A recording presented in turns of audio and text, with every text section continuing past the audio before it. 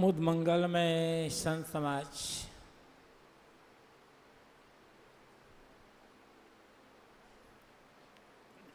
कबीर जयंती के पावन पर्व पर उपस्थित धर्मानुरागी सज्जनों, श्रद्धा मूर्ति देवियों,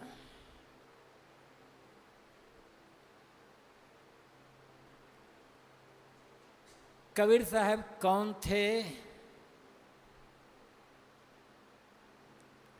उन्होंने क्या कहा?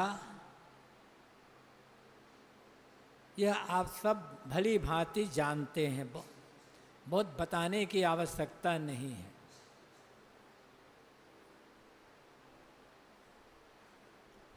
सदगुरु कबीर एक निराले संत हैं। उनका सब कुछ निराला है।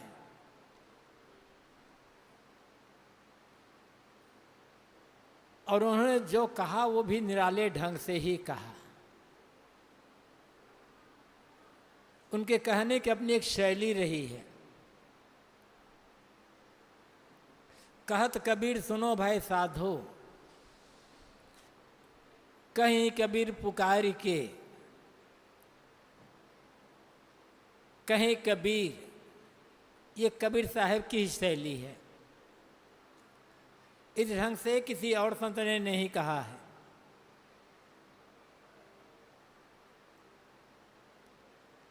और कबीर साहब ने लिखा नहीं और कहा, ये तो सब जानते हैं। और ये भी सब जानते हैं कि कहना सदैव लोगों के बीच होता है और उनके बीच होता है जिनमें सुनने की क्षमता होती है और जो सुन करके बातों को समझ सकते हैं। जिनमें सुनने की क्षमता ही नहीं है, जो सुन ही नहीं सकते, उनके सामने कुछ भी कहना निरर्थक है। कितनी अच्छी ऊंची से ऊंची बातें हों, लेकिन जो सुन ही नहीं सकते, उनके सामने कहने का क्या अर्थ होता है? कबीर साहब ने सदैव लोगों के बीच अपनी बात कहे और लिखने की अपेक्षा कहना ज़्यादा जीवंत होता है। लिखने का भी अपना महत्व है, लेकिन कहने का महत्व ज़्यादा होता है, क्योंकि वक्ता और श्रोता आमने सामने होते हैं और आमने सामने कही हुई जो बात होती है ज़्यादा वजनदार होती है। कबीर साहब ने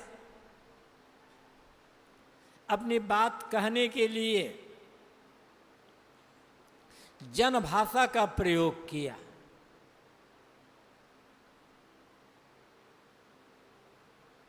जिस भाषा में, जिस शब्दावली में लोग उनकी बातों को समझ सके, उसी भाषा में और उन्हीं शब्दावलियों का प्रयोग किया।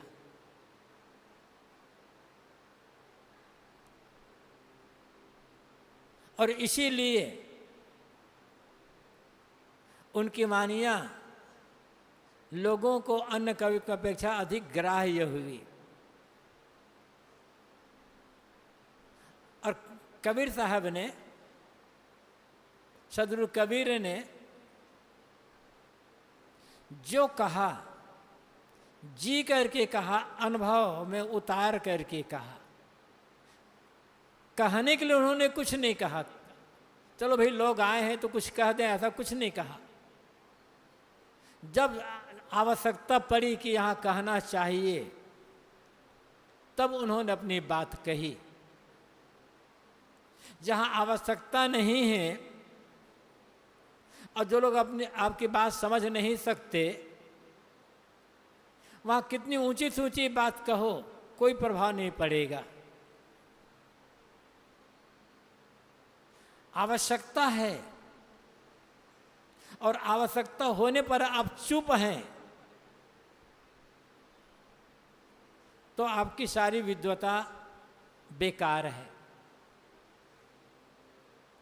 कबीर साहब, सदगुरु कबीर ने जहाँ कहीं भी अन्याय देखा,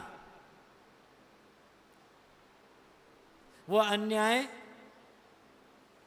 चाहे किसी भी बात को लेकर के हो, जाति वर्ण को लेकर के हो, मत मजहब को लेकर के हो, सांप्रदायिक भावना को लेकर हो, धर्म को लेकर हो, ईश्वर देवी देवता को लेकर हो, जहाँ कहीं भी उन्हें अन्याय दिखाई पड़ा वे चुप रहना जाने नहीं, खुलकर अपनी बातें कह दे।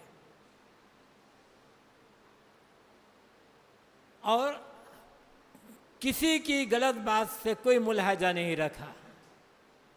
सामने वाला कितना बड़ा है, उन्होंने उसकी कोई परवाह नहीं की। गलत है तो गलत कह देना है। सामने वाला नाराज होता है कि खुद होता है, साहब ने इसकी परवाह किया ही नहीं। और जो लोगों की खुशी ना खुशी की परवाह करेगा, वो सच बात नहीं कह सकेगा। सच बात वही कहेगा जिसे लोगों की खुशी नाखुशी की परवाह नहीं होती और जिसका अपना कोई व्यक्तिगत स्वार्थ नहीं होगा, जिसे कुछ पाने का लोभ नहीं होगा, जिसे छूटने का भय नहीं होगा, वही आदमी सच बात कह सकता है।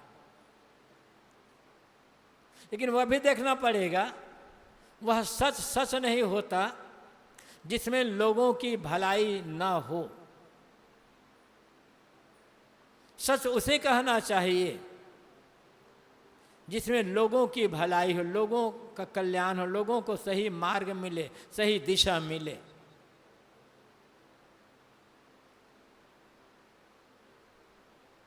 और कबीर साहब ने यही कहा। कोई माने या ना माने बात अलग है, लेकिन आज सब ये महसूस करते हैं कि कबीर साहब ने जो कहा है वो सच कहा है।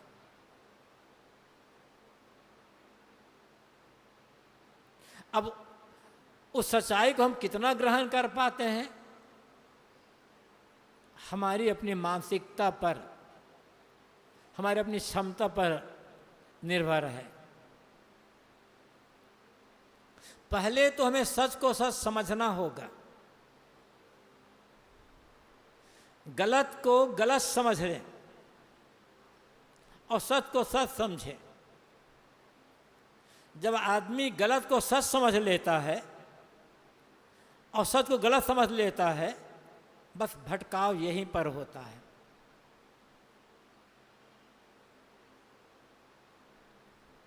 और फिर जिस आदमी ने दृढ़तापूर्वक ये भाव धारणा रख लिया,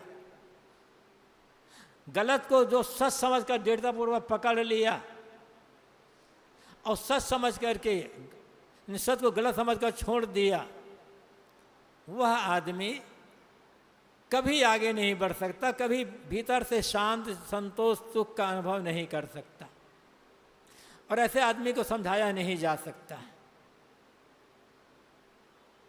वैसे कोशिश यही की गई है, सैकड़ों वर्षों से ये कोशिश की जाती रही है कि जितना हो सके अधिक से अधिक गलत बात का प्रचार किया जाए। और जो कोई झूठ बात बार बार कही जाती, बार बार कही जाती है, कहावत है किसी झूठ को 100 बार दोहराते रहो तो उस झूठ को लोग सच मान लेंगे। और धर्म के नाम पर यह हुआ, और कबीर साहब ने इसका खुल करके विरोध किया। इसलिए कुछ ऐसे लोग जिनका व्यापार, जिनका धर्म का धंधा झूठ के आधार पर चलता है, कल्पना के आधार पर, अंधविश्वास के आधार पर चलता है, उन्हें कबीर साहब की वाणी कड़वी लगती है। क्या किसी संत की वाणी कड़वी हो सकती है? आप विचारें। संत तो वह होते हैं जिनके मन में सबके लिए करुणा होती है, जो सबका कल्याण चाहता है, जो किसी का कल्याण चाहे और किसी का कल्याण ना चाहे, जो कुछ लोगों की भलाई चाहे और कुछ लोगों की भलाई ना चाहे, ऐसा आदमी संत नहीं हो सकता है। संत का कपड़ा वो पहना हो सकता है, संत के वेश में लोगों से पुजवा सकता है, आरती वंदना करवा सकता है, लेकिन जो कुछ लोगों की भलाई चाहता है और कुछ लोगों की भलाई नहीं चाहता, जिसे कुछ लोगों की भलाई से दुख हो जाता है, कुछ लोगों को उन्नति से दुख हो जाता है, कुछ लोगों आगे बढ़ने से दुख हो जाता है, ऐसा आदमी संत नहीं हो सकता, ऐसा आदमी धार्मिक भी नहीं हो सकता है। जो सही धार्मिक होगा और जो सचमुच में संत होगा, उसके मन में मानव मात्र के कल्याण की भावना होगी और वो कल्याण की बात सोचेगा और कल्याण की बात कहेगा। कबीर साहब ने इसीलिए संतों को बहुत महत्व दिया।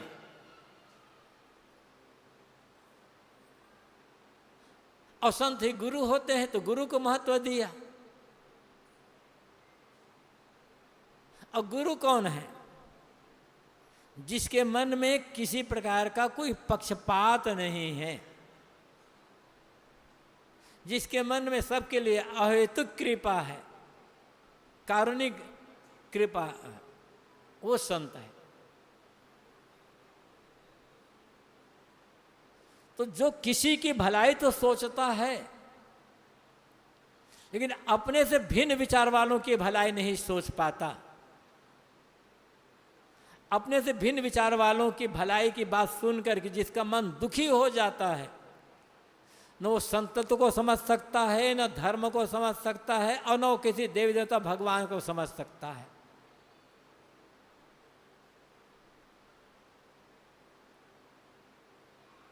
किसी भी गुरु को मानने वाला हो,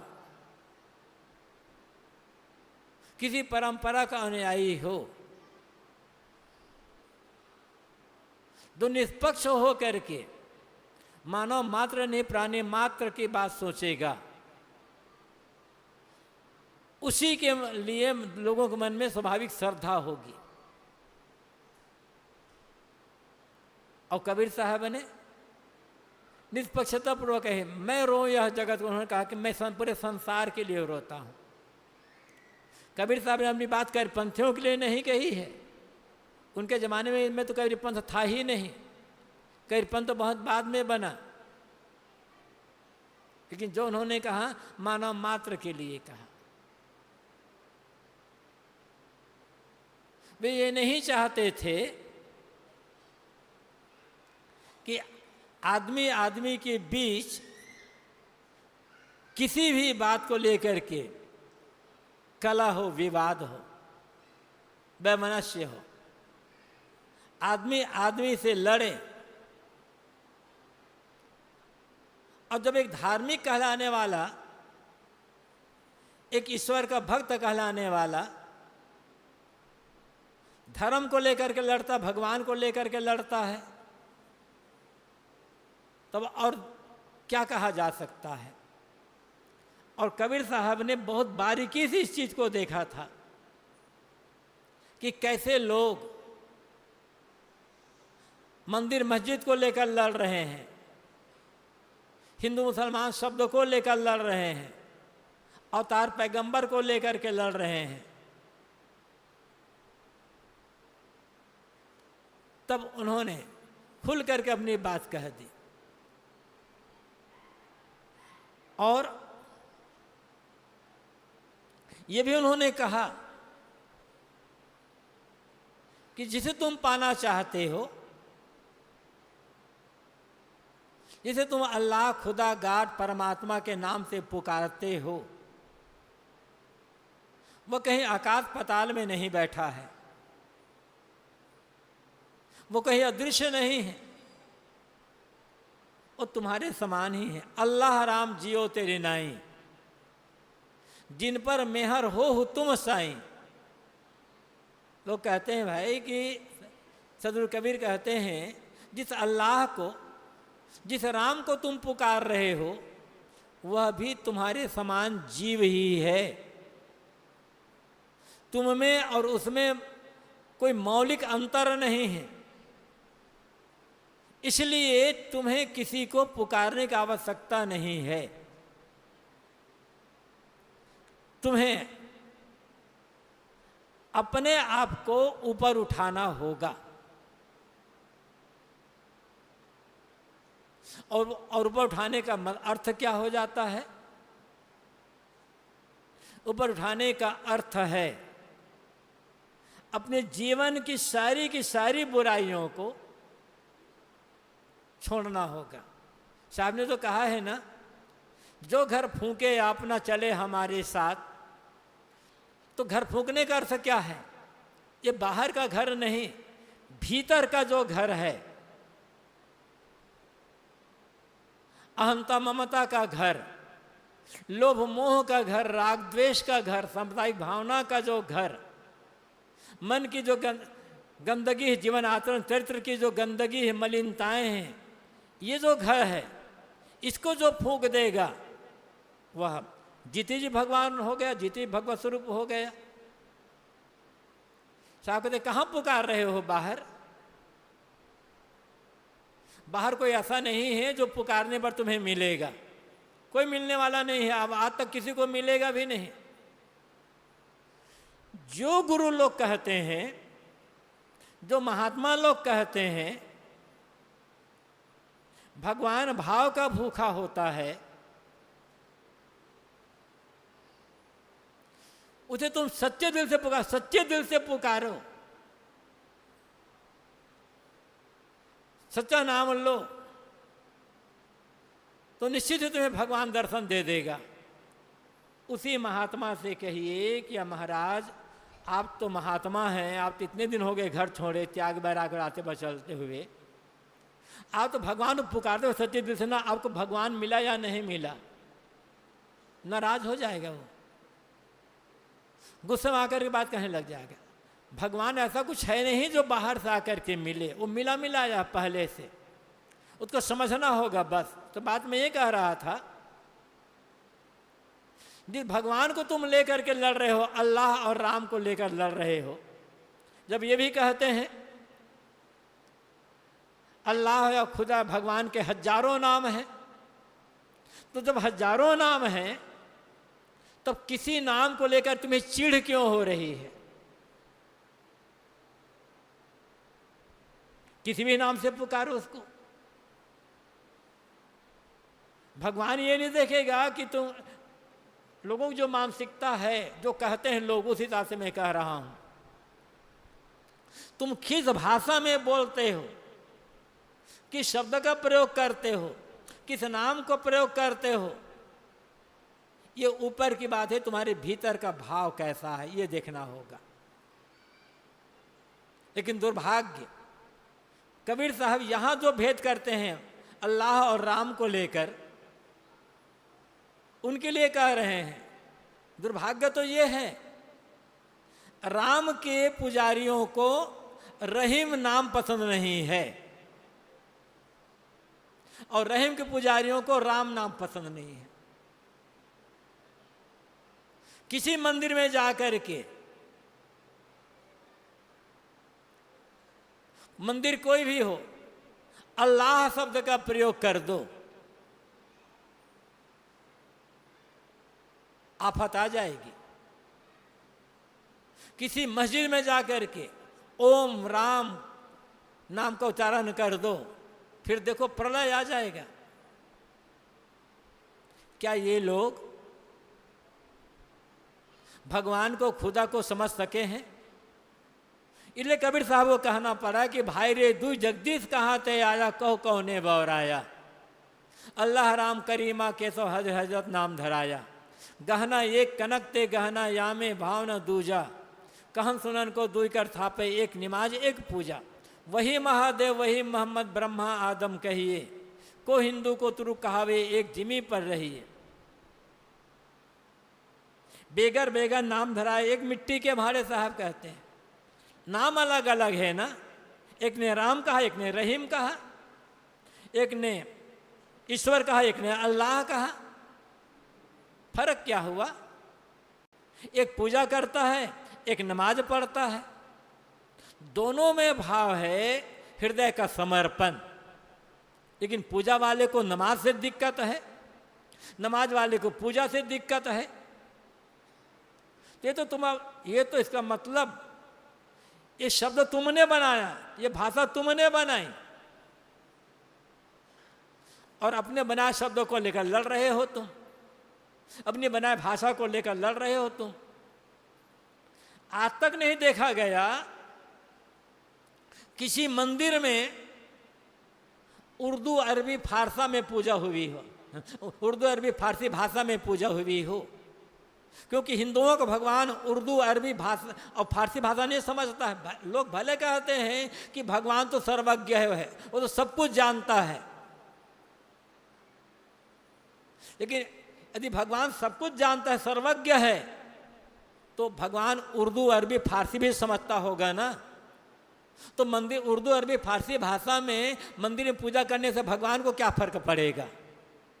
फर्क पड़ता है पुजारियों को, फर्क पड़ता है उस भगवान के अनुयायियों को। किसी मस्जिद में अल्लाह ताला तो सब कुछ का जानने वाला है, लेकिन किसी मस्जिद में संस्कृत में नमाज नहीं पढ़ी जाए, संस्कृत में बांग नहीं दिया जाएगा, क्योंकि अल्लाह ताला को पसंद नहीं है संस्कृत भाषा, वो समझता ही नहीं है। इसका मतलब तुम्हारा भगवान तुम्हारा बनाया हुआ, तुम्हारा अल्लाह तुम्हारा बनाया हुआ।